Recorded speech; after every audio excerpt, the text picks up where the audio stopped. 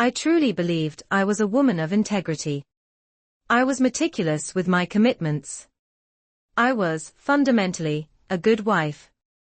That certainty, that I was a good person, is what makes the memory of my moral collapse, and my husband Simon's flawless counterattack, the most painful story I will ever tell. My name is Ilara Vane. For 20 years, I was Mrs. Simon Thorne. Simon was an urban planner, a man who found profound beauty in sustainable design, logical sequencing, and perfect, balanced systems. He didn't just build buildings, he built infrastructure designed to last centuries. I worked as an independent financial analyst, trading on the kinetic, unpredictable energy of the market. Our life was a study in contrasts, my chaos balanced by his calm, my bright colors muted by his careful grays. We had built a life of elegant, quiet comfort, a minimalist, light-filled loft in the city's old financial district, a son, Leo, whom we cherished, and an antique German shepherd named Poe. Simon remembered every anniversary without fail. He fixed the structural issues in the house without being asked, and he always made sure my car had a full tank of gas. For a very long time, I mistook that unwavering consistency for deep, abiding, passionate love. I believe that was my first, most crucial error. The change wasn't sudden. It was a slow, insidious boredom that began to creep in, like mold behind dry wall. It settled deep into my bone marrow, especially in the evenings. After we finished dinner, served precisely at 7 p.m., we would retreat to our respective chairs. He, immersed in complex municipal reports on his tablet. Me, flipping through financial news I couldn't truly focus on. The silence that enveloped us ceased being peaceful. It grew heavy, saturated with all the truths we were neglecting to speak. His quiet competence, which I had once loved, now felt like a script I had memorized too many times. His passion for balanced systems seemed a cruel mockery of the raw, unfiltered life I craved. I felt like I was living in a sepia tone, desperate for color. Leo's departure for the State University a year prior had removed our final, chaotic buffer. The house, once filled with his noise and friends, now echoed with a silence that was deafening. I tried to talk to Simon about this feeling that our lives were fading into a neutral background. He would look up from his screen, his kind eyes clouded with confusion behind his meticulous glasses, and say, "It's just a new phase, Ilara. We'll adjust. We always do." He didn't understand that I didn't want to adjust to the quiet. I wanted to break it. I wanted life to be loud and unpredictable again. Chapter 2, The Calculated Spark. That need for noise, for color, for the unpredictable, led me to the city's high-profile commercial sector. I began taking on riskier, more client-facing roles at the firm, actively seeking out novelty. And that is where I met Julian Price. He was a new client, an international art dealer and investor, charming, kinetic, and utterly full of reckless spark. Where Simon was solid, measured earth, Julian was pure, unbridled fire. He had a laugh that could fill a warehouse, and a way of speaking that made you feel like the most fascinating person in his world. He spoke in terms of risk, reward, and the sudden, beautiful violence of the market. Julian noticed things. He noticed the subtle tension in my shoulders after a stressful day. He remembered an offhand comment I had made about wanting to travel to Marrakesh. He made me feel intriguing. He made me feel seen in a way I hadn't in over a decade. It began with professional emails that turned into longer, more personal conversations. Then it was a quick, invigorating coffee downtown. Then a lingering lunch. I desperately clung to the narrative that this was just intellectual camaraderie, a much-needed friendship. It was a lie. A beautiful, appealing lie, infinitely more palatable than the beige truth of my marriage. The first time his hand deliberately brushed against mine, a fleeting, electric touch near a contract summary, a profound jolt went through me. It was a violent reminder of a reckless part of myself I thought had gone dormant forever. The guilt was instantaneous and sharp. A cold, heavy stone in my stomach every time I returned home to Simon, who would inquire politely, "How were the risk assessments, Ilara?" But the guilt was also addictive. It was proof that I was still capable of feeling something strong, something dangerous. The guilt fueled the addiction. I became a master of alibis. I crafted elaborate stories about fictional projects, and invented sudden market crises that required my physical presence late at night. I opened a separate, encrypted phone line. I policed my mobile with paranoia. Simon, trusting and straightforward to a fault, never suspected a thing. His unwavering faith in my character should have been my moral salvation, but instead, it felt like an anchor dragging me down. His simple, predictable, "I love you" before he went to sleep began to feel like a profound accusation. Chapter 3, The Slow Drowning. The affair with Julian lasted for 6 intense months. 6 months of living in a heightened state. Every sense was alert, every emotion amplified. I was inhabiting 2 completely separate worlds, and the effort of maintaining the facade was exhausting. To create the necessary emotional distance from Simon, I began cultivating active resentment. I hyperfocused on his small, predictable habits, the quiet way he ate, the predictable nature documentaries he watched, his profound contentment with our predictable life. I used that manufactured resentment as a shield. Look what he's made me do, I would think, successfully ignoring the fact that I had chosen Julian's spark over Simon's steady flame. My behavior grew careless. I started wearing an expensive, heady perfume that Julian said he found intoxicating. My responses to Simon became shorter, more critical. I was actively trying to manufacture a significant conflict, to provoke the confrontation that would allow me to walk away with a righteous grievance. I needed Simon's real-world failings to finally match the narrative of neglect I was constructing. One Tuesday evening, I came home late after a stolen afternoon with Julian. The house was unusually quiet. I walked toward Simon's home office. The door was ajar. Simon was sitting at his desk, but he wasn't working. He was simply sitting, staring at a framed photograph of the 3 of us from Leo's graduation. "Simon," I said, my heart starting to hammer. "Is everything okay?" He slowly turned his head. The look on his face stopped me cold. It wasn't the fury I anticipated. It wasn't sadness. It was a profound absence of emotion. His eyes, usually warm, were flat and cold, like 2 pale stones at the bottom of a frozen river. He looked at me for a long, terrible moment. "He knows. He has to know." "Long day," he said finally, his voice eerily calm and toneless. "How were the Q3 projections?" My heart was hammering so hard I was certain he could hear it. "They were fine. Long, you know. The usual quarterly adjustments." I was babbling. He nodded slowly. "Good. I'm glad it was productive." Then, he turned back to the framed photograph, effectively dismissing me. I stood there, frozen, waiting for the explosion that never came.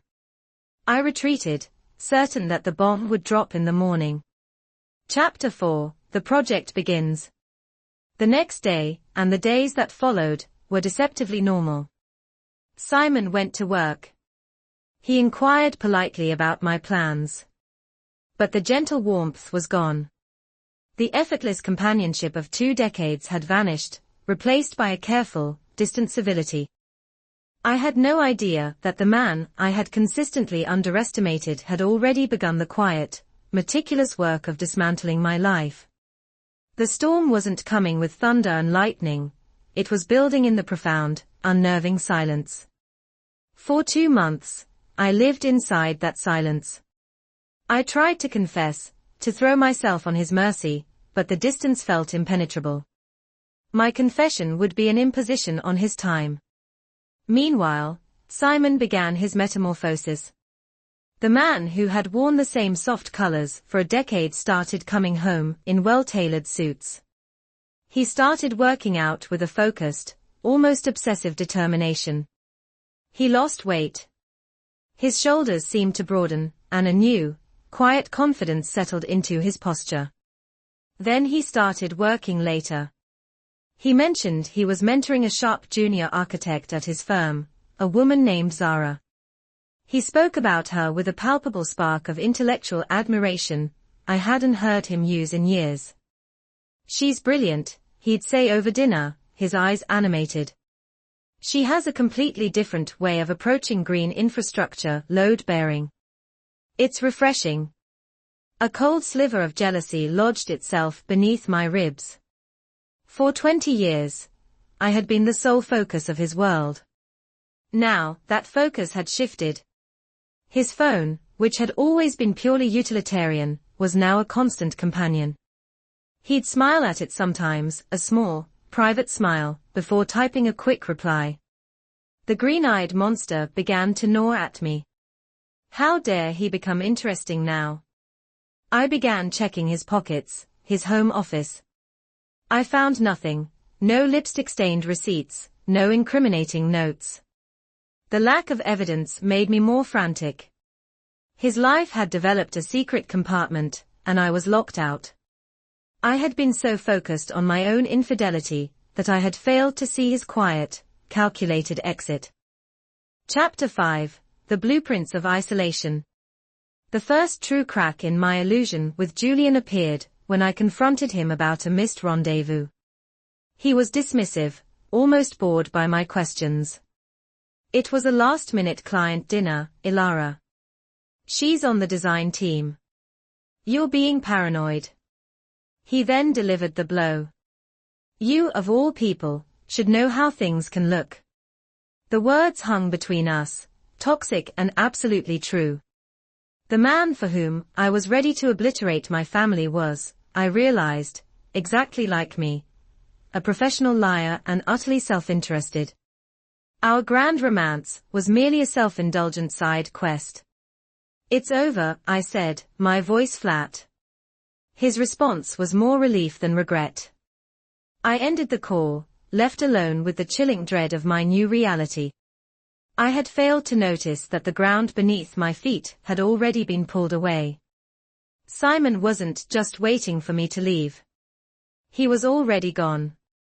I began my desperate, over-the-top performance as the perfect wife, trying to reclaim the life I had discarded. I cooked his favorite meals. I asked eager questions about his projects. He accepted it all with that same infuriating, unshakable calm. His acceptance felt less like forgiveness, and more like the tolerance one shows a troublesome houseplant.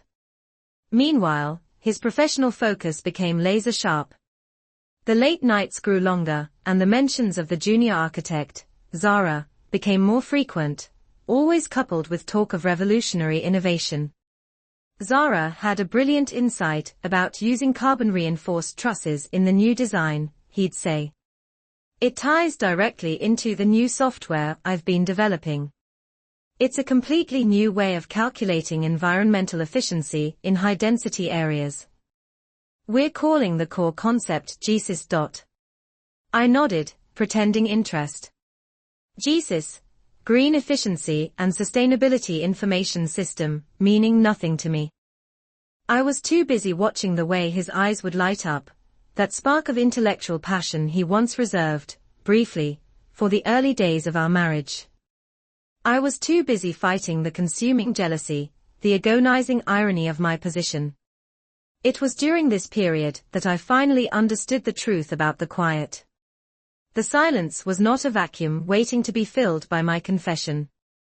It was the careful, deliberate soundproofing of a meticulous engineer constructing something immense and irreversible. Simon wasn't waiting to react. He was simply waiting for the structure to be complete before revealing the design. Chapter 6: The Architect's Timeline. The final act of the marriage, the execution, began, as these things often do, with a perfectly happy event. Leo was coming home for his first long holiday break from university. I was frantic with preparation, cleaning the house obsessively, planning elaborate dinners, desperate to reclaim the happy, functional family we once were. The night before Leo arrived, Simon suggested we have a proper family meeting, after dinner the following evening. My heart, fragile and misguided, leapt with a tiny, reckless hope. This is it. We'll finally talk, truly talk, and begin the painful, necessary work of fixing things. The next day, after Leo's arrival, Simon was engaged and funny. Dinner was a cheerful affair, filled with Leo's stories about student life. We felt, for those 2 hours, like the family from the framed photograph. But when the plates were cleared and he poured himself a glass of water, his demeanor shifted back into that unnerving, surgical calm. He folded his hands on the table, the portrait of controlled intention. "Leo, your mother and I have something we need to discuss with you," he began, his voice even, clear, and perfectly neutral. My breath caught. This was it. He continued, looking directly at our son, his expression one of gentle, profound sadness. "As you know, the two of us have been growing apart for some time now. We've tried to work through it, but we've decided that the healthiest thing for our family is to formally separate." I stared at him, my mouth agape. We've decided. We had decided nothing. I had been clinging to the wreckage. Leo looked between us, his face a mask of shock, confusion, and overwhelming hurt. "What? When did this happen? Why didn't you tell me?" Simon gave a sad, gentle, utterly fabricated smile. "We didn't want to worry you while you were settling in, sweetheart. These things are complicated, but the decision is made." He then slid a thick manila envelope across the table to me. The paper was crisp, the seal official. "Ilara," he said, using my full name, "these are the preliminary divorce papers. My lawyer has already gone over them. I think you'll find the terms are more than fair." The world seemed to slow down. This wasn't a discussion. It was an announcement, a formal execution. My hands trembled as I opened the envelope. The first few pages were standard legal language. But as I flipped through, my blood ran cold, and the full, horrifying scope of his strategy clicked into place. Attached to the documents was a meticulously compiled file of my movements. There were printouts of hotel receipts, credit card statements, showing dinners for two in discreet downtown locations, a detailed log of my texts with Julian, the dates and times highlighted. There was even a receipt for the specific brand of expensive perfume Julian had liked. He knew everything. He had known for months. "How?" I whispered, my voice strangled. "That's not important," he said, his gaze steady. "What's important are the terms." Chapter 7, The Jesus Firewall. "You'll see I'm keeping the house and my primary retirement funds," Simon continued, his voice as level as a blueprint. "You are being awarded a one-time lump sum alimony payment." I scanned the figure. It was generous, shockingly so, a massive payout that screamed magnanimity. But then my eyes caught the critical clause beside the number, the firewall he had so patiently built. In exchange for the aforementioned sum, the recipient, Ilara and Vane, agrees to forfeit all future claims to the couple's shared assets, including, but not limited to, the husband's equity in his firm and any future proceeds from the patent currently pending for the environmental software platform, Jesus. The late nights. The junior architect, Zara.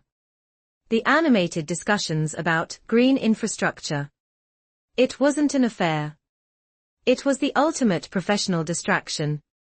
He hadn't been having a romantic betrayal. He had been building a fortune and legally walling it off from me. He had used my distraction, my moral absence, to pour all his energy into Jesus, a proprietary software so valuable that he had secured the patent before I even knew the project existed. The patent, I stammered, the realization physically painful. You did this. You planned this. I worked very hard, he said, his voice utterly devoid of triumph, which made it all the more devastating. This separation is the best path forward for everyone. It allows us both to move on with our lives cleanly. He looked at Leo, his expression softening with genuine, heartbreaking pain. This is the hardest part, honey. None of this is your fault. Your mother and I both love you very much. He had orchestrated it all. He had let me continue in my affair, not because he was oblivious, but because it was the ultimate, necessary piece of evidence for his legal case. He had waited until the most impactful moment, the reunion with our son, to present his fait accompli, ensuring I was too stunned and ashamed to fight back. He had taken my betrayal and weaponized it into the perfect business and legal strategy. He made me the villain in the story, and he was the generous, wronged husband. Chapter 8, The Price of Silence. I signed the papers a week later. There was no negotiation. The payout was too generous to fight. The evidence he held, the meticulously documented log of my infidelity, was too devastating to risk having exposed. To drag it through court would mean laying every sordid detail of my affair bare, fighting a man who had outmaneuvered me at every turn. He had given me a golden parachute to ensure my silence. I walked away from the house, from the life, and from the man who had executed the greatest strategic victory I had ever witnessed. My exit was swift and silent. I purchased a small apartment downtown with the lump sum, an impersonal space high above the city noise, a stark contrast to the quiet suburban home I had abandoned and lost. The first month of separation was characterized by a profound, agonizing loneliness. Julian was gone, a fleeting memory of reckless excitement. Leo was back at university, confused and hurt, communicating with me through texts that were polite but sparse. He was furious about the timing, the calculated precision with which we had shielded him from the truth, only to drop the bomb during his break home. I tried to tell him my side, the narrative of the neglected wife, the silent house. But the words tasted like ash. Simon, in his conversations with Leo, never once spoke ill of me. He simply reiterated the agreed-upon narrative, your mother and I grew apart. It was a mutual, necessary decision. His restraint made my attempts to justify my behavior look small and hysterical. The truth was, I was now desperately lonely. I returned to the financial firm, but the market's chaos no longer excited me. The vibrant colors that Julian had introduced me to had lost their brilliance. I realized, with sickening clarity, that the color in my life hadn't come from Julian or the market. It had come from the guilt, the danger, and the secrecy. Now that the secret was gone, I was left with my own beige existence. Simon, meanwhile, was thriving. The late nights with Zara continued, but their work was now public. They had secured massive municipal contracts for implementing the Jesus platform. His picture appeared everywhere, in business magazines, on industry news sites. He looked happy, successful, and completely fulfilled. I had provided the necessary catalyst. My absence had given him the time. My betrayal had given him the motivation. And my documented guilt had given him the ultimate legal shield.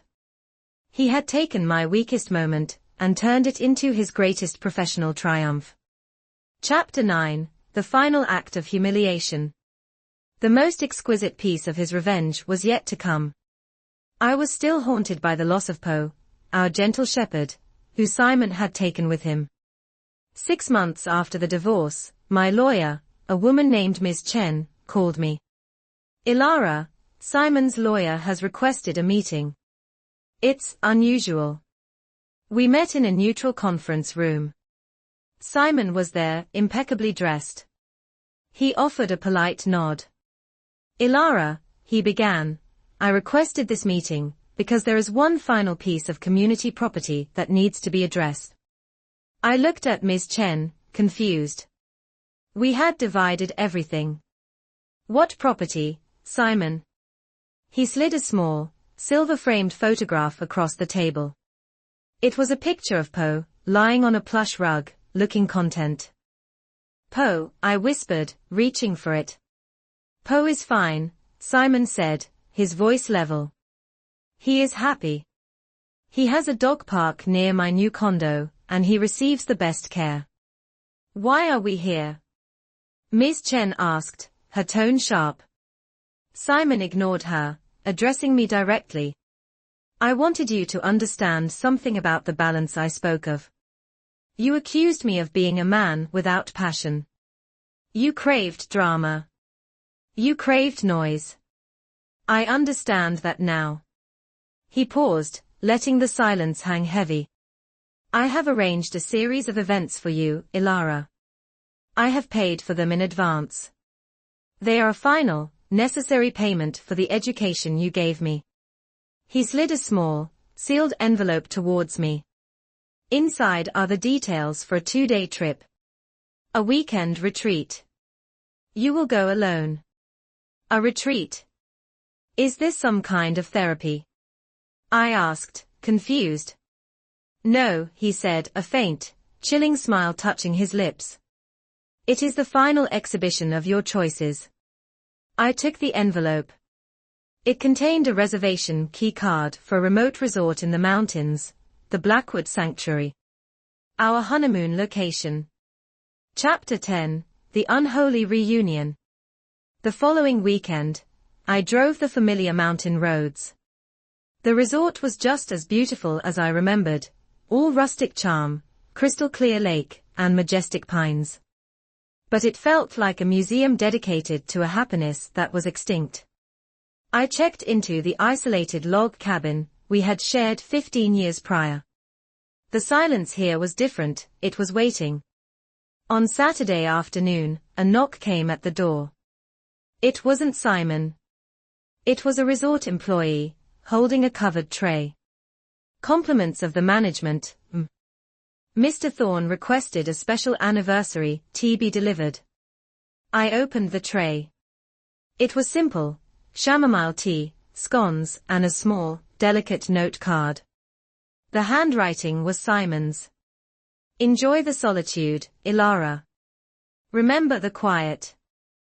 I spent the rest of the day in agony, convinced he was watching, convinced he had set some kind of trap.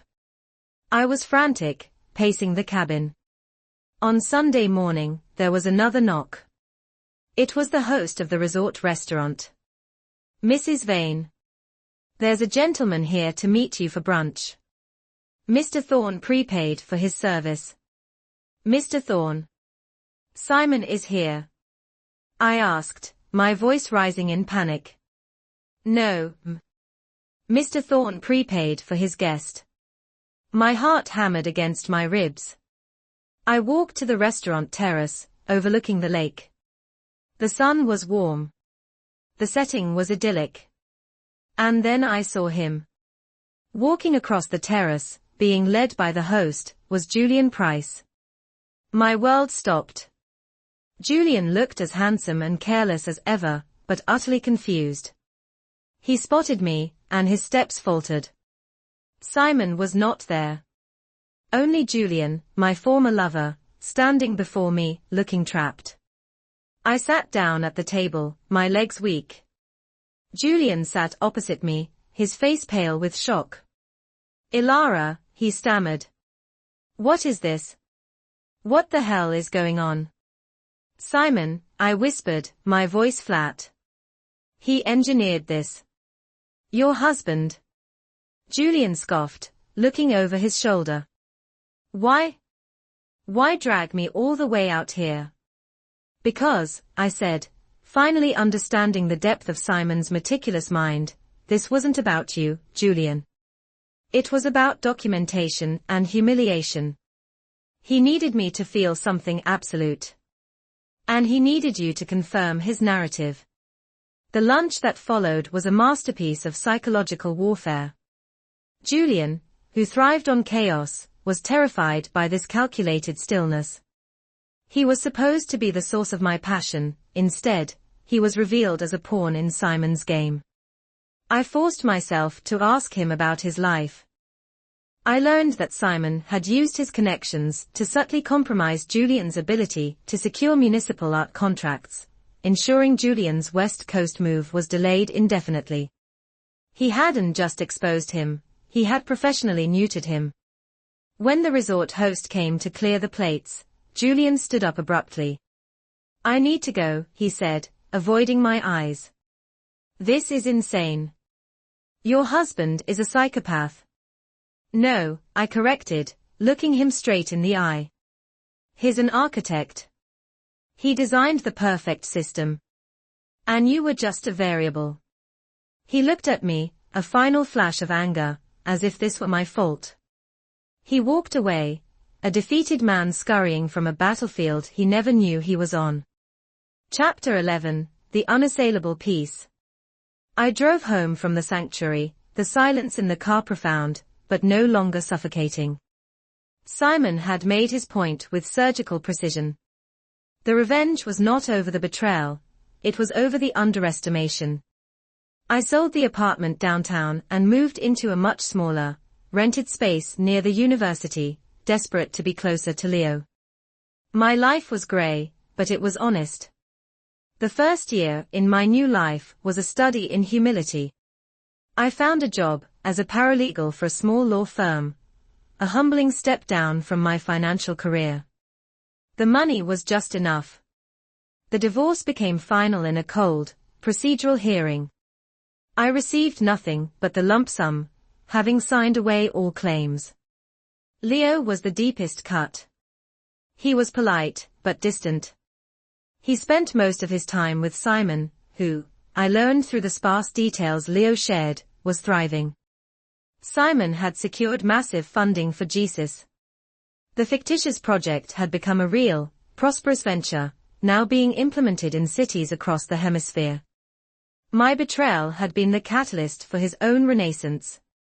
The true final act of Simon's revenge revealed itself 2 years later. It happened at our son Leo's college graduation. I sat alone on the hard bleachers, a proud but solitary figure. After the ceremony, I found Leo in the crowd. He hugged me tightly, but the connection was still fragile. Then I saw them. Simon and a woman. She was elegant, smiling, her hand resting comfortably on his arm.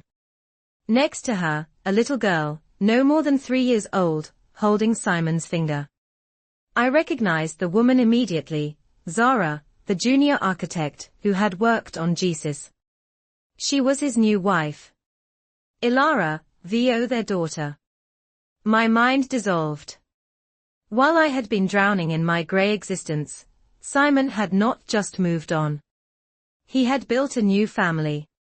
He had a daughter, a child who would never know the sound of her parents fighting. A child who would grow up in a house filled with the stability I had thrown away. Simon caught my eye from across the lawn. He didn't smirk. He didn't glare.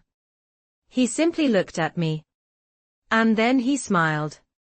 It was a genuine, peaceful smile. The smile of a man who had everything he had ever wanted. He turned, scooped up the little girl, and kissed his wife on the cheek. That was the masterpiece of his revenge.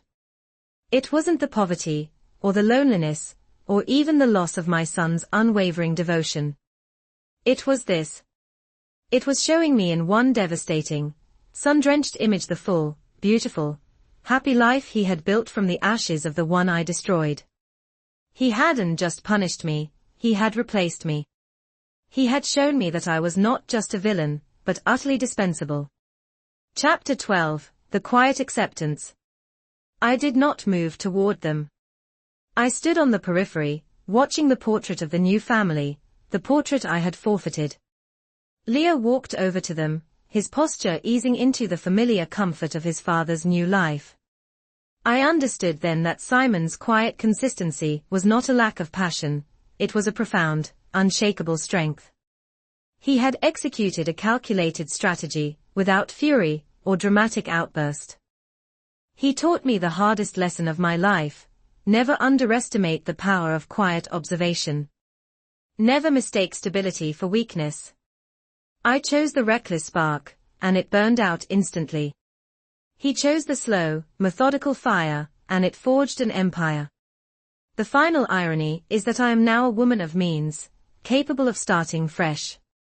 But the most valuable assets, the moral high ground, the stability, the future he created, those were the things Simon kept. The victory was not the divorce itself. The victory was Simon's profound, unassailable peace, earned through integrity, industry, and the terrifying precision of a mind I never bothered to truly understand. The end.